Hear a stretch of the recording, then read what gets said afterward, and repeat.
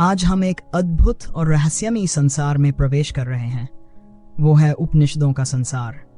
और इस वीडियो के माध्यम से हम समझने की कोशिश करेंगे कि आखिर उपनिषदों का मूल संदेश क्या है। उपनिषदों का वह युग था जब मानव चेतना ने आध्यात्मिक ऊंचाइयों के हिमालयी शिखरों को छुआ था।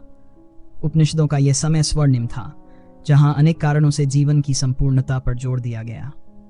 यहां परफेक्शन यानी पूर्णता नहीं, संपूर्णता यानी होलनेस पर बल दिया गया। पूर्णता की खोज में अहंकार प्रवेश कर लेता है, परंतु संपूर्णता में वर्तमान का ही रस होता है। परफेक्शन भविष्य की ओर खींचता है, जबकि संपूर्णता अभी और यहीं की अनुभूति है। जब हम केवल वर्तमान में जीते हैं, तभी संपूर्णता का अनुभव होता है। नहीं तो अतीत और भविष्य के द्वंद्व में हम बिखर जाते हैं। हमारा जीवन उलझनों और तनाव से भर जाता है। अस्तित्व केवल वर्तमान को जानता है, और जब आप इस पल से भटकते हैं तो बिखरने लगते हैं। संपूर्णता का अनुभव तभी होता है जब हम यहां और अभी में डूबते हैं। तभी एक खुलासा होता है। उपनिषद शब्द का अर्थ है एक गुरु के निकट बैठना। गुरु संपूर्णता में जी रहे होते हैं। उनके जीवन में एक संगीत, एक आनंद और गहन मौन होता है। सिर्फ उनके समीप बैठना, बिना शब्दों के भी उस मौन का अनुभव करना ही पर्याप्त है। गुरु का मौन, उसकी उपस्थिति हमें अतीत और भविष्य से खींचकर वर्तमान में लाती है। उपनिषद केवल संवाद नहीं, यह संगति है। यह हृदय से हृदय का जुड़ाव है। यही आध्यात्मिक जीवन का सबसे बड़ा रहस्य है, जो उपनिषदों में इतनी गहराई से समझा गया। उपनिषदों का समय लगभग 5000 वर्ष पहले एक गुप्त संगति, एक मौन संप्रेषण का समय था। शब्द तो सिर्फ बहाना होते हैं, असल में मौन ही असली तत्व है। शब्द केवल एक माध्यम है, लेकिन असली संवाद मौन में होता है। जब आप पूरी तरह खुले होते हैं, तो गुरु के शब्द आपके भीतर एक प्रक्रिया को शुरू कर देते हैं। गुरु और शिष्य के बीच का संबंध सामान्य शिक्षक और छात्र से अलग होता है। शिक्षक सिर्फ जानकारी देता है, जबकि गुरु एक बदलाव की प्रक्रिया को उत्प्रेरित करते हैं। तो उपनिषद हमें सिखाते हैं कि संपूर्णता का मार्ग वर्तमान में है, मौन में है। यह कोई जानकारी नहीं, बल्कि एक रूपांतरण है, जहां शब्द साधन है और मौन ही साध्य। उपनिषद संस्कृत में लिखे गए। संस्कृत पृथ्वी की सबसे प्राचीन भाषा है। संस्कृत शब्द का अर्थ है परिष्कृत, सुसज्जित और सबसे महत्वपूर्ण, रूपांतरित। जैसे जैसे अधिक से अधिक लोग आत्मज्ञान को प्राप्त करने लगे, उनकी आत्मिक चमक ने भाषा को भी प्रभावित किया। उनके आनंद, उनकी कविता ने इस भाषा में अपने रंग घोल दिए। संस्कृत एक ऐसी भाषा है जो न केवल सुनने में मधुर है, बल्कि अपने शब्दों में दिव्यता की भावना को भी धारण करती है। इसे देववाणी कहा गया है, एक ऐसी भाषा जिसे दिव्य भाषा माना जाता है। ये वैज्ञानिक भाषा से बिल्कुल भिन्न है। विज्ञान की भाषा में हर शब्द का एक ही अर्थ होता है, लेकिन संस्कृत में हर शब्द बहुआयामी होता है। एक ही मूल शब्द से अनेकों अर्थ निकाले जा सकते हैं, जो कई दिशाओं में फैले होते हैं। जैसे राम शब्द, जो अनेक अर्थ दे सकता है, शांति, आनंद, प्रेम, भगवान आदि। यह एक ऐसी भाषा है जिसमें शब्द के कई रंग और कई रूप हो सकते हैं।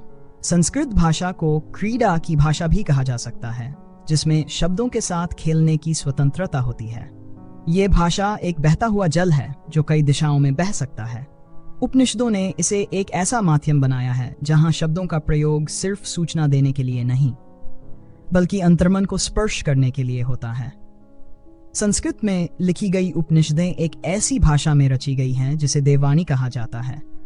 इसे देवताओं का निवास कहा गया। जिन महान आत्माओं ने इस भाषा का उपयोग किया, उनकी आंतरिक शांति और प्रकाश ने इसे दिव्यता प्रदान की। यह केवल एक भाषा नहीं, बल्कि आत्मिक यात्रा का साधन बन गई। हम सभी के भीतर एक विचार आता है कि आखिर उपनिषदों का मूल संदेश क्या है। उपनिषदों का संदेश यही है कि ध्यान किसी भी स्थान पर किया जा सकता है, क्योंकि असल मुद्दा है अपने भीतर के साक्षी को जानना। चाहे आप एक मठ में हो, पहाड़ों में हो या अपने परिवार और बाजार के बीच हो, ध्यान की प्रक्रिया एक ही रहती है। वास्तव में संसार में रहकर परिवर्तन को देखना अधिक आसान होता है। जैसे कि आप सड़क के किनारे बैठे हो, वहां आपको लगातार बदलाव दिखाई देगा। यातायात बदलता रहता है, कभी भी एक जैसा नहीं रहता। जबकि एक मत में जीवन स्थिर और ठहरा हुआ होता है, जैसे एक मेंढक कुएं में रहकर बाहरी संसार से दूर हो जाता है। परंतु महासागर की तरह विशाल दुनिया में रहकर हमें निरंतर परिवर्तन का अनुभव होता है। यही उपनिषदों का संदेश है कि संसार में रहना कोई बुरा नहीं है, उपनिषदों के ऋषि सन्यासी नहीं थे। उन्होंने कई चीजों का त्याग किया, लेकिन यह त्याग किसी प्रयास से नहीं बल्कि समझ से आया, ध्यान से आया। उन्होंने अहंकार का त्याग किया क्योंकि उन्हें यह समझ में आया कि यह केवल मन की एक निर्मित छाया है, वास्तविकता नहीं है। इसे लेकर अपना जीवन बिताना एक मूर्खता है। उनका त्याग किसी कठिन तपस्या का परिणाम नहीं था, यह उनके जागरूकता की वजह से अपने आप समाप्त हो गया। उन्होंने अनासक्त होकर जीवन जिया। इसका मतलब यह नहीं कि उनके पास कुछ भी नहीं था, बल्कि उनका अपने पास की चीजों से लगाव नहीं था। वे वस्तुओं का उपयोग करते थे, लेकिन उन्हें अपने जीवन का आधार नहीं बनाते थे। वास्तविक त्याग है संसार में रहना और फिर भी उसमें आसक्ति ना रहना। उन्होंने प्रेम किया, परंतु ईर्ष्या नहीं की। उन्होंने पूरी तरह प्रेम किया, लेकिन बिना किसी अहंकार के, बिना दूसरे को अपने नियंत्रण में रखने की भावना के। भारत को भुखमरी, अस्वास्थ्यकर और अशुद्ध जीवन में ढकेल दिया गया, क्योंकि लोगों को सिखाया गया कि जीवन जीने के योग्य नहीं है, बल्कि केवल त्याग करने योग्य है। लेकिन यह उपनिषदों का संदेश नहीं है। उपनिषद जीवन की संपूर्णता का संदेश देते हैं, और यह संदेश केवल भारत के लिए नहीं बल्कि पूरे विश्व के लिए है।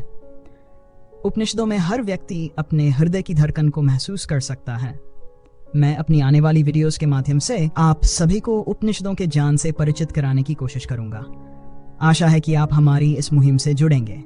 फिलहाल इस वीडियो में इतना ही। धन्यवाद।